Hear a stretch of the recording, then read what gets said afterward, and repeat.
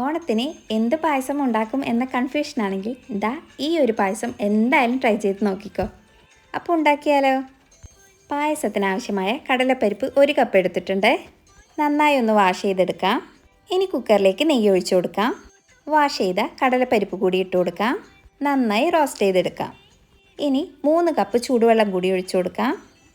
ഒന്ന് ഇളക്കി കൊടുത്ത് അടച്ചു വെച്ച് 3-4 വിസിൽ അടിച്ച ശേഷം വിസിൽ പോകാൻ മാറ്റി വയ്ക്കാം.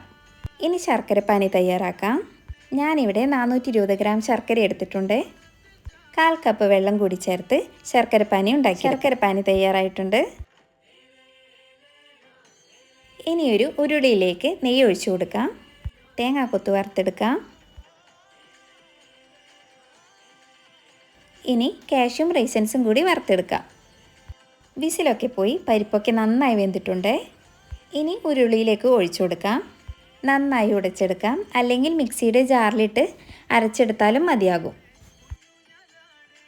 പരിപ്പുടച്ചതിന് ശേഷം ശർക്കരപ്പാനി കൂടി ചേർത്ത് കൊടുക്കാം. ഇനി നന്നായി യോജിപ്പിച്ച് കുറുക്കിയെടുക്കാം. കുറുകി വരുമ്പോൾ ഇനി 1/4 പാല് കൂടി ചേർത്ത് കൊടുക്കാം. ഇനി നന്നായി ഇളക്കി യോജിപ്പിച്ച് കുറുക്കിയെടുക്കണം. ശേഷം 1/4 പാല് കൂടി ചേർത്ത് ഇളക്കി യോജിപ്പിച്ച് കുറുകി വരുമ്പോൾ ഏലക്കാപ്പൊടിയും പിഞ്ചു ഉപ്പും കൂടി ചേർത്ത് കൊടുക്കാം. വേണമെങ്കിൽ അല്പം കണ്ടൻസ്ഡ് മിൽക്കും കൂടി ചേർത്ത് കൊടുക്കാം. ഇനി എല്ലാം കൂടി കുറുകി വരുമ്പോൾ സ്റ്റവ് ഓഫ് ചെയ്ത് നെയ്യിൽ വറുത്ത തേങ്ങാക്കൊത്തും കാഷ്യും ഒക്കെ ചേർത്ത് കൊടുക്കാം. അപ്പോൾ നല്ല ടേസ്റ്റി ആയിട്ടുള്ള കടലപ്രഥമൻ റെഡി ആയിട്ടുണ്ട്. ഇതുവരെ ട്രൈ ചെയ്ത് നോക്കാത്തവരുണ്ടെങ്കിൽ എന്തായാലും ഒന്ന് ട്രൈ ചെയ്ത് നോക്കണേ.